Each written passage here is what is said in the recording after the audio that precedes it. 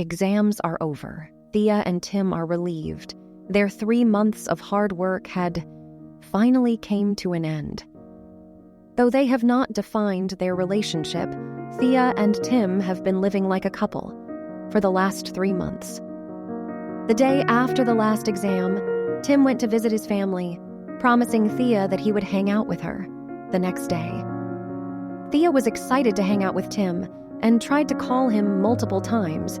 There was no response. Thea could not find Tim for the next 7 days, and it made Thea restless and worried. Finally, when she saw Tim sitting in the class with his head down, Thea couldn't contain herself any longer.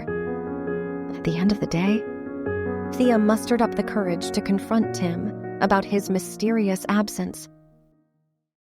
Are you okay? Where were you for the last 7 days? I was worried, Thea asked with a concerned tone. Tim looked away and replied, You need not be worried about me. We are not dating, and exams are over now, so are we. Thea didn't know what to think.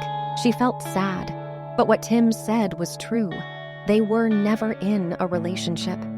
However, she had expected more from Tim and thought that there was something between them.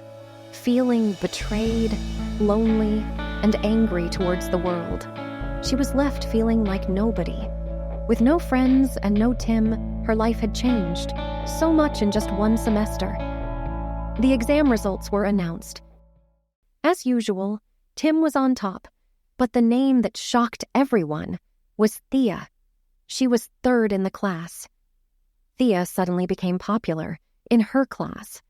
Tim had no reaction from outside, but was impressed with Thea.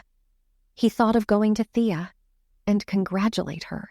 After the class, Tim went to Thea, but he stopped when he saw Thea talking to a senior who seemed pretty close to her. Tim had never seen Thea being close to any guy apart from him. She always had girls around her. Gossip ran across the college that Thea and the senior had become a couple. Tim was not really aware of his feelings for Thea and got irritated and couldn't focus on anything in class. The next day, Tim sat next to Thea, desperate to be close to her. But Thea avoided him. Tim confronted Thea. I know you are avoiding me, but please, would you listen to me? The senior you are dating is not good for you. Thea was not bothered and said, You need not be worried about me. You and I are not dating, and exams are over now. So are we. Tim was hurt, and he recollected that he said the exact same words to Thea. He then realized how much Thea was hurt because of him. Tim's issues with his family always triggered his worst side. Tim tried explaining this to Thea, but it was too late. The following day, Tim went to the senior. I would like to speak to you about Thea. Thea is too good for you. If you hurt her in any way, I make sure you will suffer. Tim warned.